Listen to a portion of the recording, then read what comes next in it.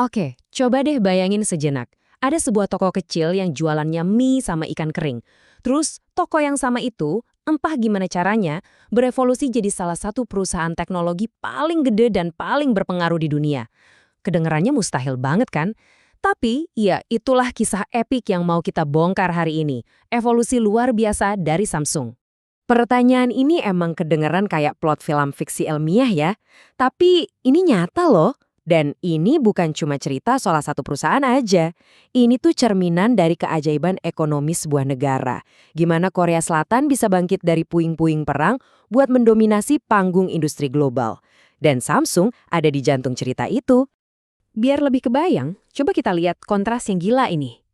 Di satu sisi, tahun 1938, Samsung itu cuma usaha dagang sederhana dengan 40 karyawan. Di sisi lain, sekarang, mereka adalah konglomerat raksasa yang nyumbang sekitar 1/5 dari total ekspor Korea Selatan dan lagi memimpin revolusi AI. Skala transformasinya benar-benar bikin geleng-geleng kepala. Nah, untuk bisa ngerti raksasa ini, kita harus mundur jauh ke belakang, ke akarnya. Semuanya dimulai dari visi satu orang, namanya Lee Byung-chul, yang berani punya mimpi super besar di tengah masa-masa paling sulit dalam sejarah Korea. Ambisinya itu udah kelihatan dari awal, bahkan dari namanya. Samsung itu bukan nama yang asal pilih. Lee Byung-chul milih nama yang artinya 3 bintang. Sam itu 3 yang jadi simbol kekuatan, kelimpahan, dan sesuatu yang besar. Terus Sung itu bintang yang melambangkan keabadian. Jadi visinya dari awal udah jelas banget. Bikin perusahaannya jadi besar, kuat, dan bersinar abadi kayak bintang di langit. 3 dekade pertama itu jadi bukti kalau Samsung jago banget beradaptasi. Setelah Perang Korea yang bikin negara hancur, mereka nggak cuma dagang doang, mereka jadi salah satu pilar buat ngebangun ulang negaranya. Masuk ke bisnis tekstil sampai asuransi. Terus di tahun 1969, mereka ngambil langkah paling penting dalam sejarah mereka, terjun ke dunia elektronik.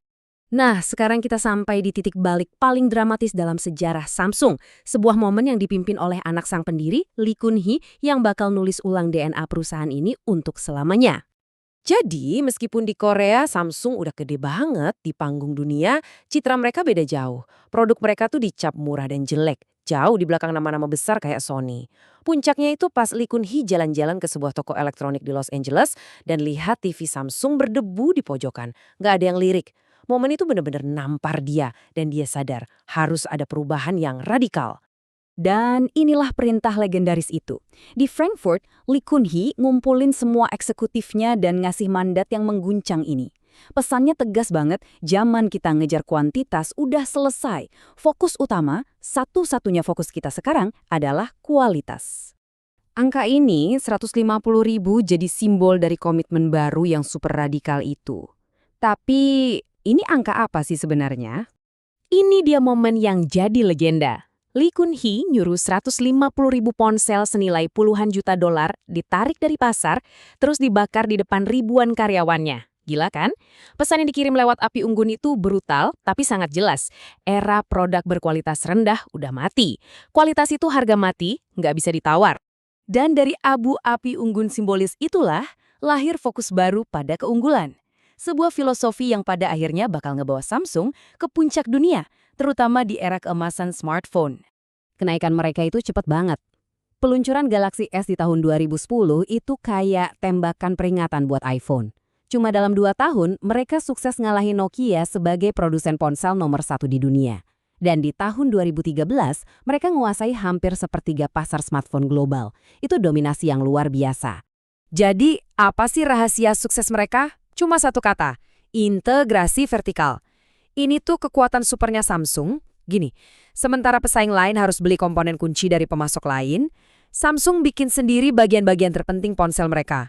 Mulai dari layar, chip memori, sampai prosesor. Ini ngasih mereka kendali penuh atas inovasi, kecepatan, dan pastinya biaya. Kita bisa lihat gimana Samsung itu nggak cuma bersaing, tapi juga berinovasi. Mereka nggak cuma nantang Apple di segmen premium, tapi lewat seri Galaxy Note, mereka malah sukses menciptakan kategori produk yang sama sekali baru, phablet. Mereka nggak ngikutin tren, mereka yang nyiptain trennya. Oke, sekarang kita lompat ke masa kini dan masa depan. Soalnya, Samsung itu udah nggak cuma main di ranah hardware aja. Babak selanjutnya dari evolusi mereka adalah soal kecerdasan. Kita masuk ke era Galaxy AI. Dan ini bukan lagi AI sebagai konsep yang ngawang-ngawang. Samsung ngebawa AI langsung ke telapak tangan kita. Fitur kayak nerjemahin panggilan telepon secara langsung, atau nyari info apapun cuma dengan ngelingkarin objek di layar, itu nunjukin gimana AI udah berubah jadi alat yang beneran berguna dalam kehidupan kita sehari-hari. Buat ngerti segede apa ambisi mereka, lihat aja angka ini. Samsung nargetin untuk ngebawa pengalaman Galaxy AI ke lebih dari 400 juta perangkat pada akhir tahun 2025. Ini bukan lagi sekedar nambahin fitur, ini adalah langkah masif buat bikin AI bisa diakses sama ratusan juta orang. Dan visi mereka jauh lebih luas dari sekedar ponsel. AI ini bakal jadi semacam lem yang nyatuin seluruh ekosistem perangkat Samsung, mulai dari jam tangan, tablet, sampai laptop, buat menciptakan sebuah pengalaman yang benar-benar nyambung, pinter, dan terintegrasi. Jadi dari jualan semangkuk mie sampai membangun dunia yang terhubung dengan AI, perjalanan Samsung adalah kisah tentang evolusi tanpa henti. Pertanyaan yang tersisa sekarang adalah, dengan kecerdasan buatan sebagai fondasi baru mereka, batasan apa lagi ya yang bakal mereka dobrak selanjutnya?